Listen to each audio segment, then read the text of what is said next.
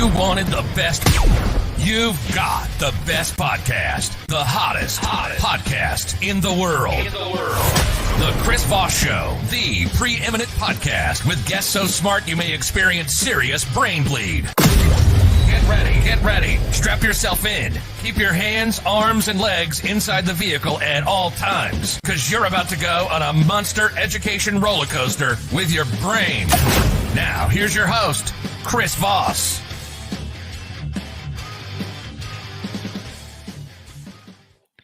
Hi, folks. Chris Voss here from the chrisvossshow.com, the chrisvossshow.com. Hey, we're glad to have you again. Thanks for tuning in, guys. Be sure to go refer your friends, neighbors, relatives to see the show. Subscribe to it at all those wonderful places. You can go to youtube.com/Chris Voss. You can go to goodreads.com/Chris Voss. See everything we're reading or reviewing over there. Go to all of our groups on Facebook, LinkedIn, Twitter. Subscribe to the big LinkedIn newsletter. That thing is killing it over there in our 122,000 LinkedIn group as well. Today we have an amazing author on the show. He's pretty prolific and done quite a few things, and we're glad to have him on. Plus, he's got an amazing Twitter feed, too, as well. Today we have Don Winslow on the show with us. The title of his newest book that just came out. In fact, his agent was telling me we want him on the show tomorrow so that we can get everybody out buying the book on the weekend. So that's what everyone needs to do, is go buy the book on the weekend or order it up for wherever fine bookstores there are. City on Fire, a novel, is now out April 26, 2022. So it's been out for a few days, and you can pick it up and order it today. Don is the author of 21 acclaimed award-winning international bestsellers, including the New York Times bestsellers The Force and The Border, the #1 international bestseller, The Cartel, The Power of the Dog, Savages, and The Winter of Frankie Machine. Savages was made into a feature film by 3-time Oscar-winning director Oliver Stone. The Power of the Dog, The Cartel, and The Border sold to FX in major multi-million-dollar deal to air as a weekly television series beginning in 2020. A former investigator, anti-terrorist trainer, and trial consultant, Winslow lives in California and Rhode Island. Welcome to the show, Don. How are you? I'm good, thank you. How are you? Good. Glad to have you on. Give us your .coms wherever you want people to go find out more about you on the interwebs, please. Yeah, donwinslow.com and Don Winslow Twitter. There you go. So what motivated you on to write this book, and tell us more about it? This book is about a guy named Danny Ryan, who is a fisherman, a longshoreman in my little town where I grew up in Rhode Island. He marries the daughter of an Irish mob boss, and for that reason, he gets pulled into a gang war, mob war, with the Italian mafia there. It's the first book I've set at home, first book I've set back in my hometown. And so that's, it makes it very personal to me. Now, some of this comes back from your history of being in that town, correct? Where you grew up and some of the different mob things that were going on in there? Well, yeah, listen, I hasten to add I was not involved in the mob, nor was my family. But, it was always around there. In those days, the mob was pretty powerful in New England, not so much anymore. And those guys were always kind of around. You were aware of them. You saw them in the papers. You saw them, on the street. Every once in a while, you saw them in a restaurant or something. So, this is sort of the realm of memory. And this is the first in a new series or trilogy that you're doing. Is that correct? Yeah, it's the first of 3. We'll follow this guy, Danny, from New England to Hollywood and then to Las Vegas. We got some time to spend with him. What made you want to do like a new character in a new series as opposed to some of the stuff you've done before, and then also recreate this in your hometown? Yeah, a number of reasons. One, I spent 23 years writing about the Mexican drug cartels, fully a third of my life. Then I did a book about the NYPD. Then I did a book of short novellas. It felt like it was time, I had this idea 27 years ago, Chris. When I was reading, of all things, the Iliad, Homer's Iliad. And I started to be struck by the parallels between the stories that were being told in classical fiction and modern crime things that had actually happened, but also that were in crime fiction as well. And so I thought, could I meld those two worlds? Could I write a completely contemporary crime novel that you could read just as that? All it is a crime novel. at the same time borrowing these characters and these themes and these stories from classical literature. And so I wrote the first sentence, as I said, 27 years ago, and then finally picked it up again. Mhm. And you're launching a 23 city book tour as well. Is that correct? Yeah, I think I've been launched. I think I'm in maybe city 4 or 5. Oh, there you go. There you go. Well, you Yeah. are calling from a hotel. Yeah. The now, do I have this right from HarperCollins that it's also had the screen rights sold already? You have that right. Yeah, you have that Wow. right. There you go. Sony bought the screen rights while I was still in manuscript form, Wow. and intending to make feature films of it. So that's kind of exciting. That's always exciting to see your character. Do you have characters maybe in your head from Hollywood that would be, you'd want in the book? Or I'm sorry, in the movie. Yeah, yeah, maybe in the book, you know? Yeah. Yeah. No, I don't. I have to very deliberately make sure I don't do that. You Mm. know, there are only 2 things that could happen, Chris, and they're both bad, right? Mhm. Either I'd end up writing a bad film treatment or I'd end up writing a bad novel. Those Mhm. are the 2 choices. So, it would be disingenuous for anyone in my generation to say we're not influenced by film, right? Mhm. I know in writing a book like this that I'm coming in a tradition that includes The Godfather, Casino, Goodfellas, The Sopranos. Oh yeah. But I have to acknowledge those iconic works and then forget about them, Mhm. and just get inside the story, get inside my own characters, and, Mhm. and write the book. Did the pandemic have an effect on the book at all in you writing it, or maybe some of the content you put in it? You know, people have asked me that, and I've been saying no, but Mhm. thinking about it more deeply, you know, uh, I think that a lot of this book is about friendship. It's about the closeness between people who are extremely loyal to each other. And I think in writing the book, I think because of the pandemic, I became more conscious of the value of those friendships and the value of those relationships and how deep they can really be and what they mean. So whereas previously I've said no, other than in terms of efficiency, right? Because all 3 books are done, Mhm. and that's largely due to the pandemic Wow. because we were all locked up or locked down or whatever it was. you know I think I maybe wrote them sooner, Yeah. but I think maybe that's the biggest influence on this book, almost a semi-conscious awareness of the value of those relationships. Yeah. Stephen King has written very highly about you in reviewing your work in the book. I was trying to find a copy of it here, but I couldn't find it. You're well renowned in your excellent writing books. What are some things that you think tease out to readers that maybe they're going to like in this book, or maybe a scenario or two that you thought were really interesting that readers can be teased by that they'll like? Yeah, thanks. I think the first one is actually the opening of the book, Hmm. 'cause you always try to open a book like this with something interesting, Hmm. something compelling. And in this case, it's a woman walking out of the ocean onto the beach, but more importantly, a man watching her, my guy, Danny Ryan, who's laying there with his wife, on a beach blanket on a sunny August day. And he sees this strange woman, new woman, come up from the water. And he has this feeling that everything has changed. Hmm. Suddenly, everything's changed. Nothing's going to be the same. And he has this almost foreboding about Hmm. what this is going to mean.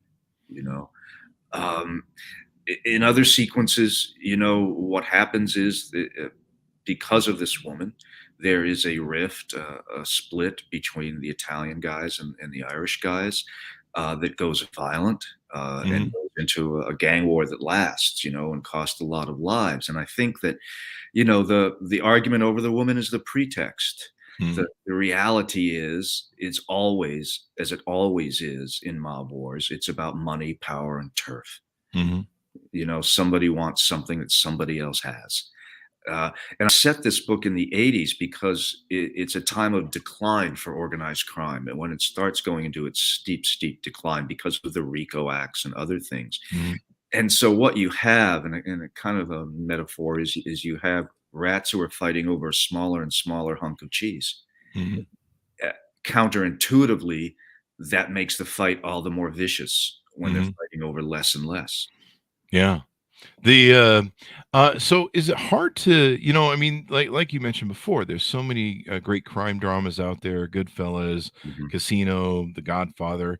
How, was it a challenge to try and write in this space or make something seem fresher or new, or how did you approach it? Yeah, it was a challenge, but that's the fun of it, isn't it? Hmm. You know, you don't start to write a book like this unless you think, I can do something fresh with it. I can do Hmm. something different. Hmm. For one thing, I knew that I was going to be writing a saga. I knew I was going to be writing 3 books, and I Hmm. knew where they were going to take me. And I knew they were going to take me in a different territory than those great works that, by the way, I admire and I watch and read all the time. Right? Yeah. I was watching Sopranos on an airplane the other day. Hmm. And so I knew that. And secondly, I think it's the relationship to these classical themes. Hmm.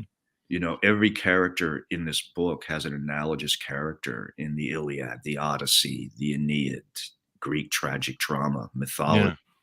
Yeah. That was a fun game to play. And again, I think that readers can read it without any knowledge of that at all or interest in it. But if they do have an interest in it, I think that it's sort of a value added kind of element. Yeah, we really have a romanticism of Yeah. gangsters, and I just went and watched the new 4K theater release of The Godfather, which I could Yeah. watch, 50,000 times. Sure.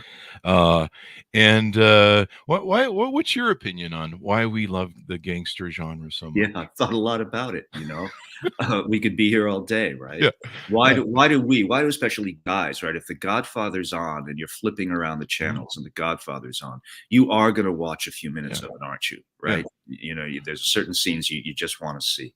Uh, yeah, look, I think it's a power fantasy, mm, that in our own world, in our sort of law-abiding, mundane worlds that most of us live in, yeah, if we have a problem, we have to go through legal solutions, mm, and they're usually tricky and they're messy and but, wouldn't it be nice to go to Marlon Brando and he's got the cat on his lap and he mhm, lives in this make it thus world, right? And so you got a parking ticket, cool, it's fixed. You have a noisy neighbor, they shut up, they turn the volume down, right? Or in a more serious case, a serious sort of injustice that you feel has been done to you. Instead of being in that lengthy criminal justice system or civil justice system, you just go to a guy, right? Or maybe on a fantasy level, you are that guy, yeah, right? And you take that kind of revenge. Most of us, of course, happily won't do that. mm. But in these books and in those movies, that's exactly what happens. And so I think that there's a certain kind of fantasy, a wish fulfillment about that makes it very attractive. Do you think there's kind of a masculine thing to it? Like, as men harkening back to a time where men were a little bit more manly. I mean, maybe you had a little bit more testosterone according to studies that are out there. Oh, is that right? Didn't know that. Yeah, I mean, Made my morning, Chris. Thank you very much. testosterone's been falling off, I guess. It's like half Okay. what it used to be 50 years ago or something. I don't Good know. lord. Okay. Um, I don't know. I'm a little rattled right now to answer your question. Yeah, it's a definitely masculine thing. In this book, Mhm. that functions very heavily because what touches off this war is one guy steals another guy's woman. Now she goes in this book quite willingly to this other guy, but guy number one feels that his masculinity has been insulted. He can't deal with that in Mhm. any rational way, and ends up killing someone over it. You Yeah. and so you very much see that, I think, what we call now toxic masculinity at play. Mm. It is a twisted sense, I think, of what it means to be a man. So I think, yeah, watching these sometimes, maybe every guy wants to perhaps be Michael coming out of the men's room of that restaurant. Yeah. You know, um, you want to be Tony Soprano doing this, that, or the other thing. Yeah. The great allure of The Godfather was, I think Francis Ford Coppola said it best. It was a story of a paternal father and his 3 sons. It was a king and his 3 sons fighting Yes. for the Well, thing. And one was cunning, the other was, I think, a fool, and then the other one was, just, yeah, outrageous or, excitable. I can't think of the right yeah, word. yeah. So I It's think literally a retelling of Shakespeare's Henry IV, wow. with the moral poles reversed. You Mhm. you you have a king who's facing a rebellion.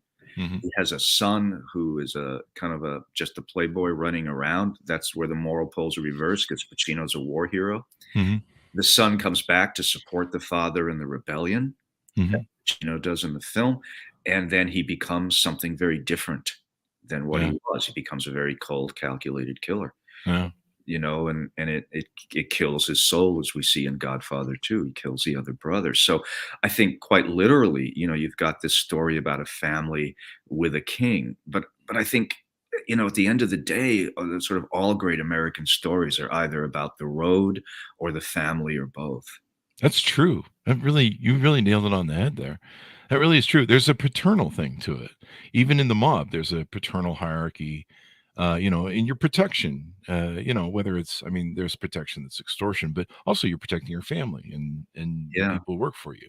But absolutely. But look how that image changed from The Godfather as you get into The Sopranos. Yeah. If you talk about the lowered masculinity, The Sopranos is literally a feminine voice.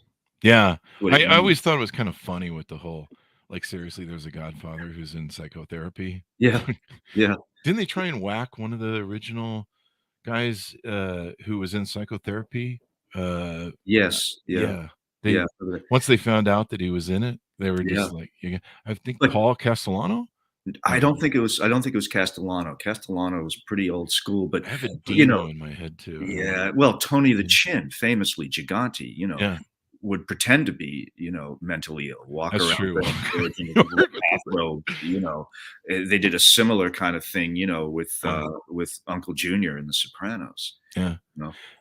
Now, one thing about this is, and so we love mob characters, and that's the beauty of mob stories like yours. One thing readers should know is this may be your final three books that you're going to write, and after that, you're going to do something else. Talk to us a little bit about that, if you would. Yeah, I announced my retirement the other day. Hmm. Again, these 3 books are done. Hmm. They're in the can. And I am going to retire to devote more of my energies to speaking out against things that I see that I think are wrong. Yeah. And so you're going to go work on, I think, films and different promotional things against Trumpism, I guess. Yeah, yeah. Mhm. I mean, it's more of a continuation, really.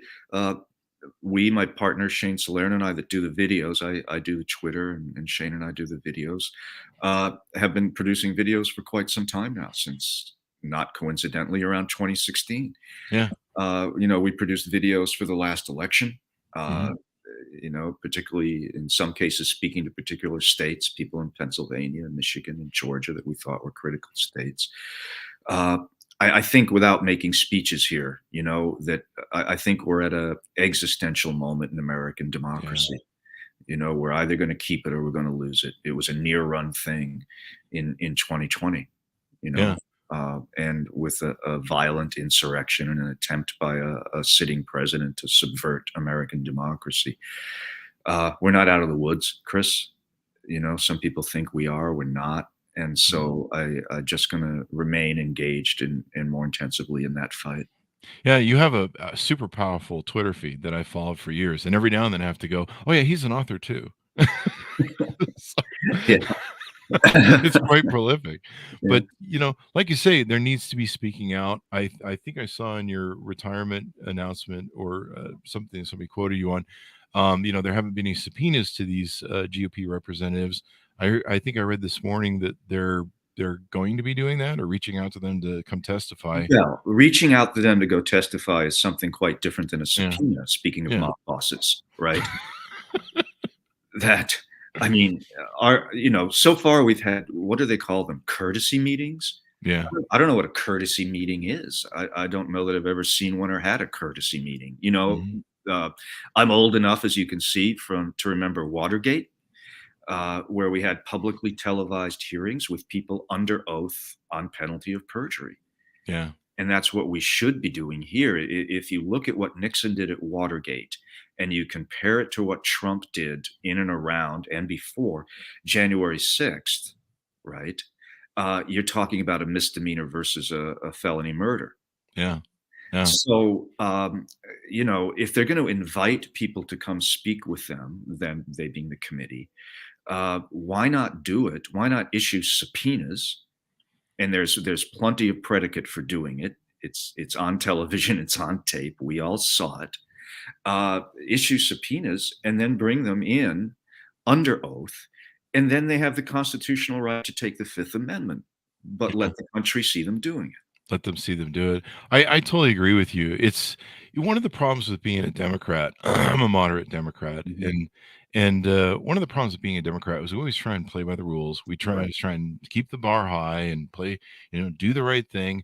And I'm not saying we shouldn't do, try to do that as much as we can, but we sometimes we don't play as dirty as That's these right. guys do. I mean, you remember like what was it, like 7 House investigations into the Hillary whatever Yes. emails, Yeah.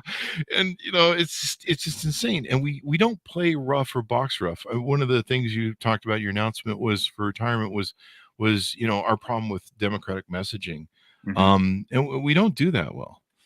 We Um, don't, listen, for a long time, and with ultimate respect to these people who I love, said that when they go low, we go high. mhm. What I've said on Twitter the other day is when they go low, I'll be there waiting. We all know from most contact sports that the guy that with the lowest leverage wins that fight.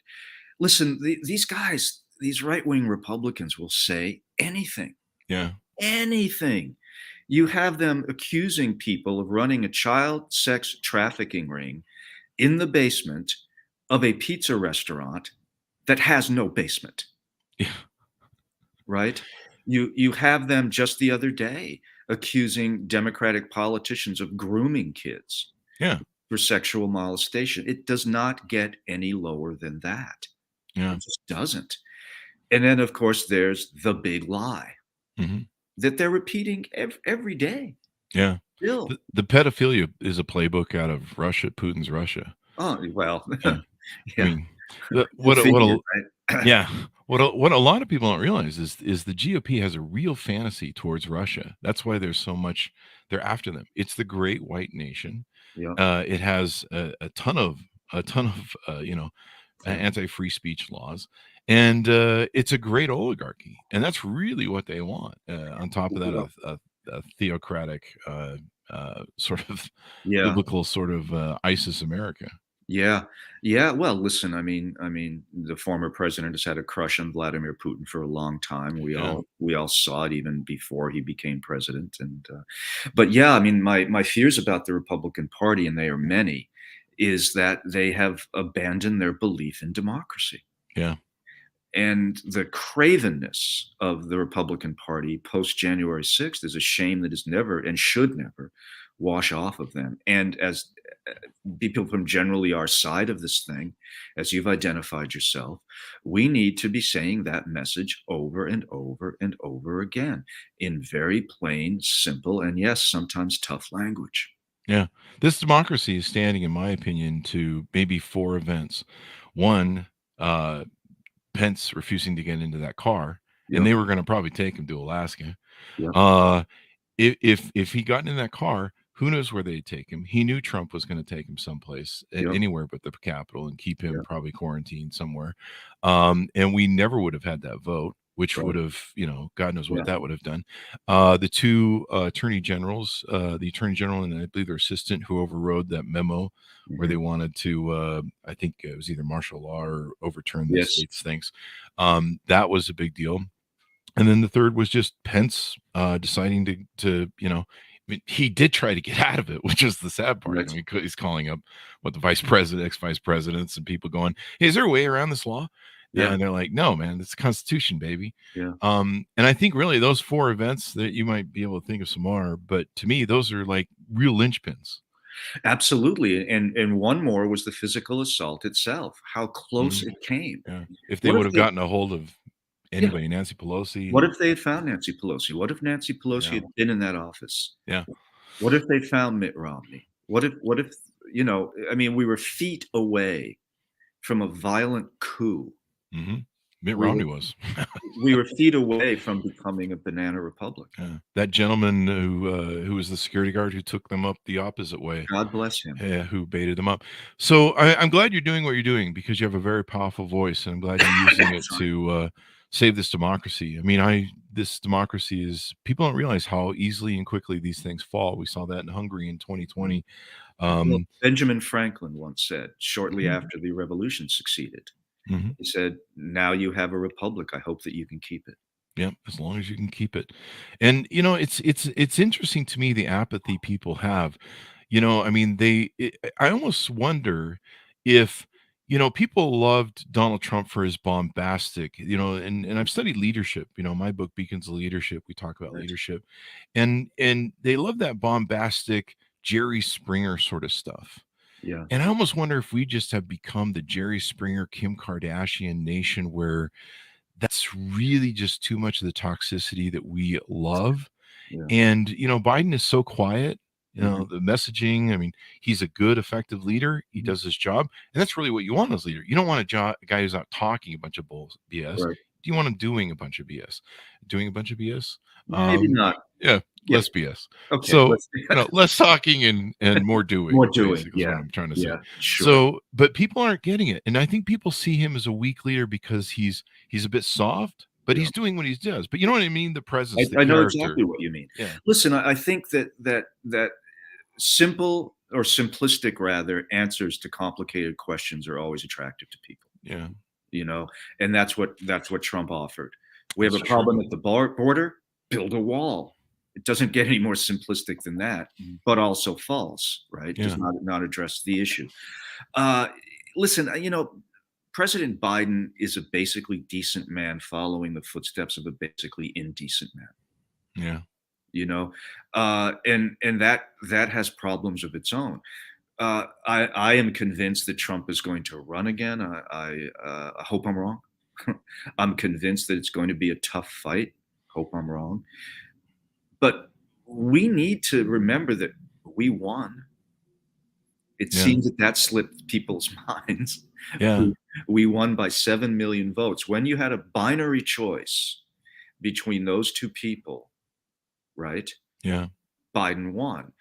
I think the country's fatigued. I think the country's mentally fatigued. Yeah.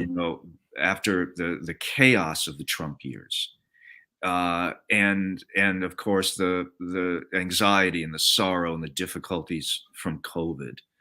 I think we're a tired country in a tired world, and right now we don't want to think about these tough things. Yeah. But they are going to come up, and then there's going to be some choices to be made, and we need to be ready for that. And everyone's concerned about, their pocketbooks and what goes on, and that seems to be what sometimes makes people vote. Yeah. I'm worried like you are about 2022 and 2024. The endless things I'm going to hear about Hunter Biden during, if they take the House, which they likely will, according to historical things. But yeah, we need a reminder like what you're activating to do and other people are doing. The one thing man can learn from his history is man never learns from his history, Right. is my saying. So, we have to keep being reminded Mhm. of like the fallout and what happened and the danger too. I mean, this is how fascism rises. People Right. sell out because they're like, this is what they did to Putin for 20 years. They're Yep. like, well, he gave us economic Yeah, he was okay. stability Yeah, and yeah, jobs yeah, and money, yeah. and our banks accounts are full. So let him do whatever the hell he wants. Yeah, what could go wrong? Right. Fascism works because the trains run on time Right. No, exactly. until they don't. Until they don't, until everything falls apart. And listen, I mean, on-time trains are not a good trade-off. Yeah. You Yeah. know, In the long run. not that the previous administration, by the way, was competent. It Mhm. wasn't like the trains were running on time Yeah. and everything was great. Look what the previous administration did with the pandemic. Yeah. Totally incompetent, a batch of lies that cost a lot of people their lives. It's not like Yeah. that they were displaying any kind of great efficiency on any level. Yeah. We've had a number of authors on that document. In fact, Pandemic Incorporated, I think, was just recently on. The gentleman wrote it. It was insane what was going on. Just insane. So I'm glad you're I'm glad you're doing this work. I imagine are a lot of your fan base though for your books going, please don't leave. Listen, I've been on tour, as we said, for a few days now, and I've, meeting my readers again after that long pandemic gap. And listen, most people are supportive. Yes, of course. I mean, it's very nice of them to say, "Please don't leave, and please keep writing books." I mean, that touches me, touches my heart. I owe everything to those people. You know. Yeah. But I think I've also met, and there are a lot of the same people, who are saying, "Yeah, good for what you're doing. We're with you. Let us know what we can do." And so I think, yeah, we've got a movement going. And the books are going to go out over what, the next 2 to 3 years, maybe, Oh, where they're going to be released. yeah, a year and a year. So the second one will be out April 23, and the third April of 24. There you go. So they got something to do with their time, and then hopefully Yeah, in 2024 absolutely. we're in a better place. Yeah, and the other thing I want to do is help promote younger, aspiring writers, and Mhm. talk to people about their books and their work, and so give them plenty to read. That's definitely good. Well, Don, it's been wonderful to have you on the show. Thank you for coming by. I've enjoyed it, man. It's been a good conversation. Thanks for having me. Thank you, and we enjoy your work and everything you're trying to do. Give me your .coms if you would, so people can find you on the interwebs. Yeah, donwinslow.com, Don Winslow Twitter. There you go. Pretty Thanks. simple. Okay. Thank you. Thanks a lot. Thanks to my audience for tuning in. Go to youtube.com/Chris Voss. Hit the bell notification button. Goodreads.com/Chris Voss. See everything we're reading and reviewing everywhere on all of our accounts across social media. Thanks for tuning in. Be good to each other. Stay safe. And we'll see you guys next time.